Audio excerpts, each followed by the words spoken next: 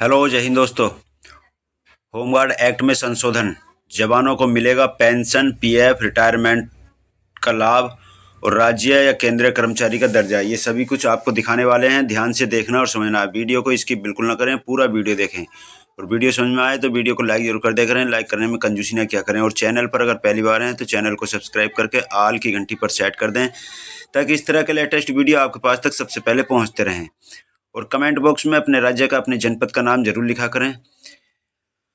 और देश के किसी भी राज्य से होमगार्ड से रिलेटेड कोई भी खबर आए, हर खबर पर नज़र बनाकर रखें और हर खबर को ध्यान से देखते रहें। और वीडियो को ज़्यादा से ज़्यादा शेयर कर दिया करें ताकि सभी जवानों को जानकारी रहे कि विभाग में क्या चल रहा है। होमगार्ड एक्ट के संशोधन को लेकर काफ़ी गहनता चल रही है और संसद भवन में और राज्यसभा में भी कई बार इस पर चर्चा हो चुकी है। तो एक बार फिर होमगार्ड एक्ट संशोधन को लेकर एक लेटर जारी हुआ है, वही मैं आपको दिखाने जा रहा हूँ। ध्यान से देखना और समझना है क्योंकि ये समय आ गया है होमगार्ड जवानों को नियमित करने का और समय की बहुत ही मांग है। समय के हिसाब से बहुत ज़रूरत है होमगार्ड जवानों को नियमित करने का और ये सरकार को लगता भी है क्योंकि इस पर बार बार कई बार संसद भवन में और राज्यसभा में और विधानसभा में भी कई बार इस पर चर्चा हो चुकी है। तो बिना देर किए ले चलते हैं आपको खबर की तरफ। क्या खबर है? तो ये एक लेटर है जो जारी किया है, चंद्रशेखर की तरफ से जारी किया गया है। ये सांसद हैं नगीना से, उत्तर प्रदेश के नगीना से। इन्होंने लिखा है, ये गृह मंत्री जी को दिया है। एडवोकेट चंद्रशेखर, संसद सदस्य, लोकसभा और नगीना, उत्तर प्रदेश, भारत। और ये 18/12/2024 को ये लिखा गया है। दिनांक दी है, इसमें दिया है सेवा में माननीय गृह मंत्री, भारत सरकार, नई दिल्ली। और ये आजाद समाज पार्टी से सांसद हैं, अपनी इनकी पार्टी है। और आगे मैं दिखाने जा रहा हूँ, सारा कुछ डिटेल से बताऊंगा। ध्यान से देखते रहें, वीडियो को इसकी बिल्कुल ना करें। विषय दिया है होमगार्ड स्वयंसेवकों के सेवा नियमों और अधिनियम में संशोधन कर उन्हें राज्य या केंद्रीय कर्मचारी का दर्जा प्रदान करने हेतु। महोदय, देश की आंतरिक सुरक्षा व्यवस्था को मजबूत करने में होमगार्ड स्वयंसेवकों का अमूल्य योगदान रहा है। वर्ष 1946-47 से लेकर आज तक होमगार्ड स्वयंसेवक अपनी जिम्मेदारियां पूर्ण निष्ठा, ईमानदारी और समर्पण के साथ निभा रहे हैं। कानून व्यवस्था बनाए रखने के लिए इन स्वयंसेवकों ने कई बार अपने प्राणों की आहुति तक दी है। ये बात हकीकत है। कभी भी कैसी भी परिस्थिति आए, होमगार्ड जवान कभी भी अपनी जिम्मेदारी से नहीं पीछे हटते हैं। और यही वजह है ताकि आज होमगार्ड्स विभाग का नाम हर इंसान जानता है और इनके कामों की तारीफ भी होती है। कोई भी ड्यूटी हो, XYZ, हर प्रकार की ड्यूटी में होमगार्ड जवान सबसे आगे देखने को मिलते हैं। किसी भी मौसम में हो, बारिश हो, सर्दी हो, गर्मी हो, बिना परवाह किए अपनी ड्यूटी को बखूबी अंजाम देते हैं। अगदिया इसके बावजूद उन्हें सरकार की ओर से नियमित कर्मचारियों के समान सुविधाएं जैसे स्वास्थ्य बीमा, EPF, यात्रा भत्ता, महंगाई भत्ता, ग्रेच्युटी फंड और पेंशन फंड जैसी जरूरी सुविधाएं प्रदान नहीं की जा रही हैं।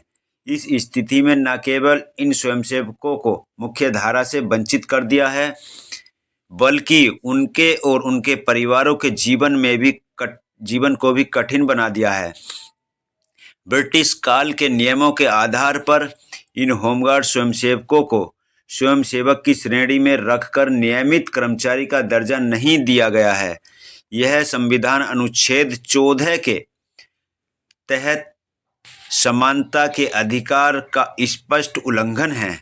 तो इसमें संविधान में जो अनुच्छेद है 14 उसका हवाला भी दिया गया है। उसके हिसाब से होमगार्ड जवानों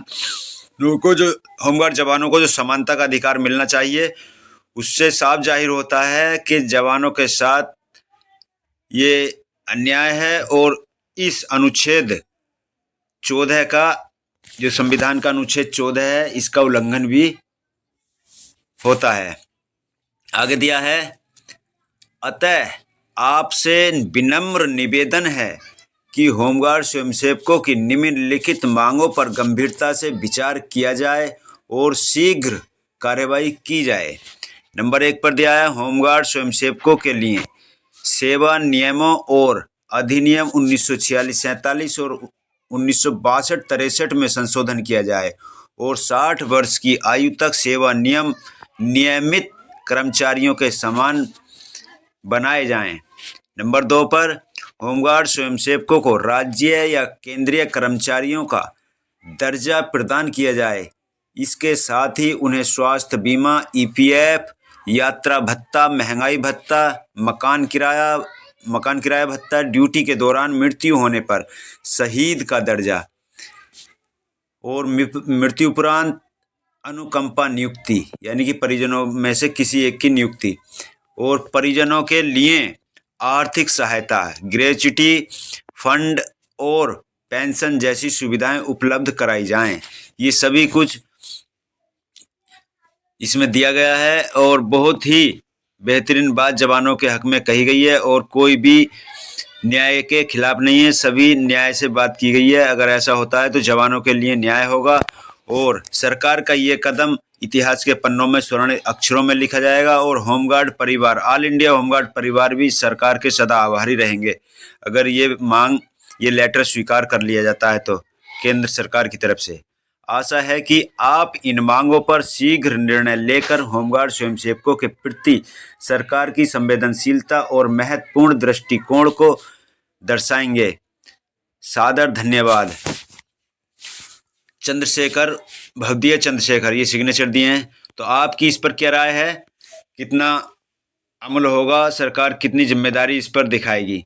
कमेंट बॉक्स में ज़रूर लिखें और इससे रिलेटेड जो भी न्यूज़ आएगी मैं आपको प्रोवाइड करा दूंगा। आप क्या कहना चाहते हैं इस बारे में? क्या जवानों को ये दर्जा मिलना चाहिए राज्य कर्मचारी और केंद्रीय कर्मचारी का या नहीं? अपनी राय कमेंट बॉक्स में ज़रूर लिखें और इसमें कोई भी मांग गलत नहीं लिखी गई है। सभी जवानों के लिए बहुत अच्छी और न्याय संगत जो इसमें मांग करी गई है वो जवानों के लिए बहुत बेहतरीन है और समय आ गया है क्योंकि सभी जवान, मुझे लगता है कोई भी अनपढ़ नहीं है, विभाग में सभी पढ़े लिखे जवान हैं और विभाग में दोहरी नीति इस वक्त लागू है क्योंकि एक विभाग में दो नीति नहीं होनी चाहिए। ये विभाग की बड़ी विडंबना है कि एक जैसा विभाग नहीं हो रहा है क्योंकि कुछ कर्मचारी और अधिकारी, यहाँ तक कि फाल्वर और मोची, धोबी, सभी स्वीपर वगैरह इसमें और क्लर्क भी सभी नियमित हैं और अधिकारी तो हैं ही हैं नियमित, लेकिन जिनके कंधों पर सभी भार बोझ है, जो थाना लेवल पर काम करते हैं, कंपनी लेवल पर, वही अनियमित हैं और परेशान हैं। मैं उम्मीद करता हूं और विनती भी करता हूं केंद्र सरकार से कि जल्द से जल्द इस लेटर पर संज्ञान लें और अपनी तत्परता दिखाएंगे इस पर और जवानों को नियमितीकरण का दर्जा देंगे। आप सभी की क्या राय है कमेंट बॉक्स में ज़रूर लिखें। इससे रिलेटेड जो भी न्यूज़ आएगी मैं आपको प्रोवाइड कराने की कोशिश करूँगा। चलते हैं, फिर मिलेंगे अगले वीडियो में। जय हिंद।